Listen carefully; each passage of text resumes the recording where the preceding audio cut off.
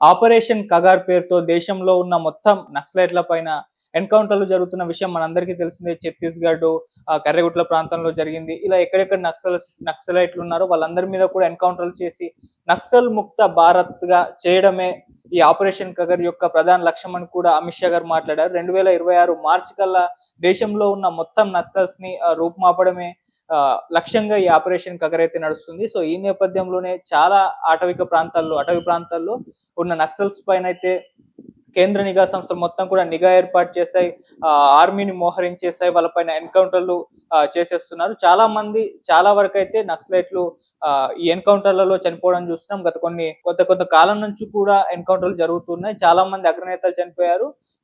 Recent గా తెలంగాణ ప్రాంతంలో కూడా దాదాపు 20 రోజులకు పైగా కూడా ఎన్కౌంటర్లు జరిగాయి. ఇందులో కూడా 20కి పైగా నక్సలైట్లు కూడా మృతి చెందినట్లు తెలుస్తుంది. అయితే రీసెంట్ గా ఇవాళ ఛత్తీస్‌గఢ్ లో కూడా ఎన్కౌంటర్లు జరిగాయి. అయితే ఇందులో కూడా 34 మంది నక్సలైట్లు చనిపోయినట్లుగా వార్తలు వస్తున్నాయి. అయితే ఈ నేపథ్యంలో మావోయిస్టుల అగ్రనేత అయిన నంబాల కేశవరావు అలియాస్ బసవరాజ్ అనే వ్యక్తి కూడా చనిపోయినట్టుగా కూడా తెలుస్తుంది. అయితే ఇతను సీఎం చంద్రబాబు నాయుడు గారి పైన అలిపిరిలో బాంబు దాడి ఘటనలో ఈయనే ప్రధాన సూత్రధారి అని కూడా చెప్తున్నారు. సో అటువంటి చాలా పెద్ద అగ్రనేత చనిపోవడం జరిగింది ఇప్పుడు. అయితే ఇతనికి సంబంధించి కొన్ని వివరాలు చూస్తే ఇతను శ్రీకాకుళం జిల్లా జియన్నపేట గ్రామంలో 1955లో జన్మించారు. వరంగల్ ఆర్ఈసీలో నిట్లో కూడా బీటెక్ చదివారు. అయితే ఆ టైంలోనే ఎంటెక్ చేస్తున్న టైంలోనే నక్సలిజానికి ఆకర్షితులయ్యారు. ఆ నక్సలైట్‌గా మారిపోవడం జరిగింది. తను పీపుల్ వార్ వ్యవస్థాపకుల్లో కూడా ఒకరని కూడా చెప్తున్నారు. ప్రస్తుతం అయితే సెంట్రల్ మిలిటరీ కమిషన్ చీఫ్ గా అయితే ఉన్నారు. అయితే ఇతని పైన అంటే నక్సలైట్ల పైన రివార్డులు కూడా ప్రకటించారు. చాలా అగ్రనేతల పైన కోటికి పైగా అయితే రివార్డులు ఉన్నాయి. అయితే ఇతని పైన 1.5 కోటి రివార్డు ఉందని కూడా చెప్తున్నారు. ఇతను ఎన్ఐఏ మోస్ట్ వాంటెడ్ జాబితాలో కూడా ఇతని పేరు ఉంది. గెరిల్లా యుద్ధం అండ్ బాంబు పేలుడు పదార్థాల తయారీలో కూడా ఆయన సిద్ధహస్తులుగా కూడా చెప్తున్నారు. తూర్పు గోదావరి జిల్లా అండ్ విశాఖపట్నంలో కూడా ఈయన తొలి కమాండర్ గా కూడా బాధ్యతలు నిర్వహించడం జరిగింది. 1992లో మావోయిస్ట్ సెంట్రల్ కమిటీ మెంబర్ గా కూడా ఈయన ఎన్నికయ్యారు. అయితే ఈయన చాలా ఆపరేషన్లు నిర్వహించారు. అందులో ఒకటి బలిమేర ఘటనలో నంబాల కేశవరావే కీలకం అని చెప్తున్నారు.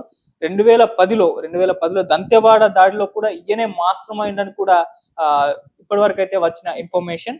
అంటే ఆయనకు సంబంధించిన మొత్తాన్ని కూడా రికార్డులను బయట పెడుతున్నారు. సో ఆ నేపథ్యంలోనే ఈయన ఎటువంటి ఆపరేషన్లు చేశారు, ఎంతమందిని చంపేశారని చెప్పేసి కూడా తెలుస్తుంది. సో ఇప్పుడు 2010 దంతెవాడ దాడిలో కూడా ఇతనే మాస్టర్ మైండ్ అని కూడా వార్తలు అయితే వస్తున్నాయి. అయితే 2018లో మావోయిస్ట్ పార్టీ కేంద్ర ప్రధాన కార్యదర్శిగా కూడా ఈయన బాధ్యతలు నిర్వహించారు. సో ఇటువంటి హిస్టరీ అయితే ఇతనికైతే ఉంది. సో చాలా పెద్ద నేత. ఇతను మృతి చెందడం మావోయిస్టుకే మొత్తం కూడా దెబ్బ అని చెప్తున్నారు. సో ఈ మధ్య కాలంలో చాలా మంది అగ్రనేతలు కూడా మావోయిస్టు ఎన్కౌంటర్ లో చనిపోయారు. ఇప్పుడు అందులో ఈయన కూడా యాడ్ అవ్వడం జరిగింది. ఈ నంబాల కేశవరావు అనే వ్యక్తి ప్రజెంట్ ఇప్పుడు ఉన్న మావోయిస్టులలో పెద్ద లీడర్ గా చెప్తున్నారు. సో ఇతను చనిపోవడం కూడా మావోయిస్టులకు పెద్ద దెబ్బగా కూడా అభివర్ణిస్తున్నారు. అయితే ఈ 34 మంది ఈ ఛత్తీస్‌గఢ్ ఎన్కౌంటర్ లో చనిపోయారని చెప్తున్నారు. ఈ ఛత్తీస్‌గఢ్ ఎన్కౌంటర్ లో చనిపోయిన ఈ 34 మందిలో చాలా మంది కీలక నేతలు కూడా ఉన్నారని చెప్తున్నారు. అయితే వాళ్ళు ఎవరు ఆ కీలక నేతలు, ఎవరు ప్రధాన నేతలు అని చెప్పేసి ఇన్ఫర్మేషన్ అయితే బయటకు రాలేదు. కేవలం ఈ నంబాల కేశవరావు అలియాస్ బసవరాజుకు సంబంధించి ఇన్ఫర్మేషన్ అయితే వచ్చింది. ఇతను చనిపోయాడని చెప్పేసి కూడా వర్గాలు ప్రకటించినట్టుగా కూడా తెలుస్తుంది. సో ఇతని హిస్టరీ ఇప్పటివరకు చూసాం. సీఎం చంద్రబాబు నాయుడు గారు అలిపిరి దాడిలో కూడా ఇతనే ప్రధాన సూత్రధారి. అంటే ఇతను ఏ స్థాయి వ్యక్తో మనం ఈజీగా అర్థం చేసుకోవచ్చు. అయితే నక్సల్ ముక్త భారత్ గా చేయడమే కేంద్రం లక్ష్యం అని చెప్పేసి అమిత్ షా గారు ప్రకటించారు. నెక్స్ట్ ఇయర్ మార్చి కల్లా అసలు నక్సల్స్ అనే వాళ్ళు ఉండకూడదని చెప్పేసి టార్గెట్ గా కూడా పెట్టుకున్నారు. సో ఆ స్థాయిలో వాళ్ళపైన ఎన్కౌంటర్లు కూడా జరుగుతున్నాయి. ఛత్తీస్‌గఢ్, కర్రెగుట్ట ఇటువంటి అటవిక ప్రాంతాల్లో మొత్తాలను కూడా సైన్యం మోహరించేసింది. వీళ్ళ కోసం జల్లడి చేస్తుంది. కర్రెగుట్టలో కూడా దాదాపు 20 రోజుల పాటు మొత్తం ఎన్కౌంటర్లు జరిగాయి. సో చాలా మంది అగ్రనేతలు అయితే చనిపోయారు. మరి దీనిపైన అయితే పౌర సంఘాలు అయితే విమర్శలు చేస్తున్నాయి.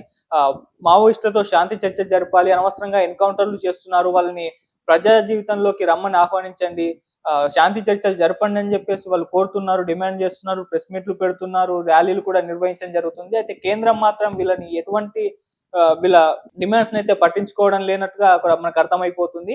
అంటే కేసీఆర్ గారు కూడా మొన్న బీఆర్ఎస్ సభలో మాట్లాడుతూ అనవసరంగా నక్సలైట్ల పైన ఎన్కౌంటర్ జరుగుతున్నారు, ఇది ప్రజాస్వామ్యం కాదు అంటూ లక్షలాది మంది ప్రజల ముందు కూడా ఆయన చెప్పడం చూసాం. ఆ తర్వాత రేవంత్ రెడ్డి గారు కూడా దీనికి పాజిటివ్ గానే స్పందించారు. అంటే ఆపాలి ఈ నక్సలైట్ల పైన ఎన్‌కౌంటర్‌లు, ఈ ఆపరేషన్ కగర్ ఆపాలన్నట్లు ఆయన కూడా ఫీల్ అయినట్టుగా ఆయన ప్రెస్ మీట్‌లో చెప్పారు. కాకపోతే కేంద్రంలో ఉన్న బీజేపీ మాత్రం దీని పట్ల సానుకూలంగా వ్యవహరించట్లేదు. అంటే బండి సంజయ్ గారు కూడా మొన్న మాట్లాడారు. ఎందుకు ఆపుతాం? వాళ్ళే లొంగిపోవాలి. ఇక్కడ ఎక్కడ కూడా ఎన్‌కౌంటర్‌లు ఆగవు అంటూ కూడా ఆయన మాట్లాడడం జరిగింది. అమిత్ షా గారు కూడా అదే ధోరణిలో ఉన్నారు. నక్సల్ ముక్త నిర్మించడమే ఆయన లక్ష్యంగా ఈ ఆపరేషన్ కగర్‌ని ఏర్పాటు చేశారు. ఈ ఆపరేషన్ కగర్ ఎట్టి పరిస్థితుల్లో ఆగేది లేదు.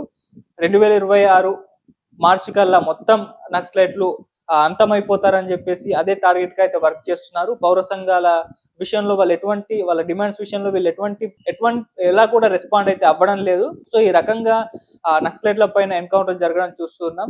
సో మరి ఈ స్థాయిలో ఎన్కౌంటర్లు జరుగుతున్నాయంటే ఎక్కడ ఎన్కౌంటర్ జరిగిన దాదాపు 20, 30 ఆ స్థాయిలో ప్రతిసారి కూడా మావోయిస్టులు చనిపోతూ వస్తున్నారు, అగ్రనేతలు చనిపోతూ వస్తున్నారు, నార్మల్ మావోయిస్టులు కూడా చనిపోతూ వస్తున్నారు. అండ్ సో ఈ రకంగా చూసుకుంటే నెక్స్ట్ ఇయర్ కల్లా మొత్తం మావోయిస్టులు కూడా ఉండే అవకాశం అయితే కనబడడం లేదు. అంటే కొత్తగా కూడా మావోయిస్టులు ఎవరు కూడా చేరట్లేదని చెప్పేసి కూడా చాలా మంది చెప్తున్నారు. అంటే ఇప్పుడు ఎక్కువగా మావోయిస్టులలో అటవీ ట్రైబల్ ఏరియాలో ఉన్న పిల్లలు మాత్రమే చేరేవారు. కాకపోతే ఇప్పుడు వాళ్ళకు కూడా ఎడ్యుకేషన్ దొరుకుతుంది, వాళ్ళ అవసరాలు కూడా తీరుతున్నాయి. ట్రైబల్ ఏరియాలో ఉన్న వాళ్ళు ఎక్కువగా ఈ మావోయిస్ట్ గ్రూపుల్లోకి చేరడం అనేది జరిగేది. ఇప్పుడు అది తగ్గిపోయింది. ఎక్కువగా వీళ్ళు చదువుతున్నారు, వాళ్ళకి జాబులు కూడా దొరుకుతున్నాయి. అందుకే ఎక్కువగా చేరడం లేదు.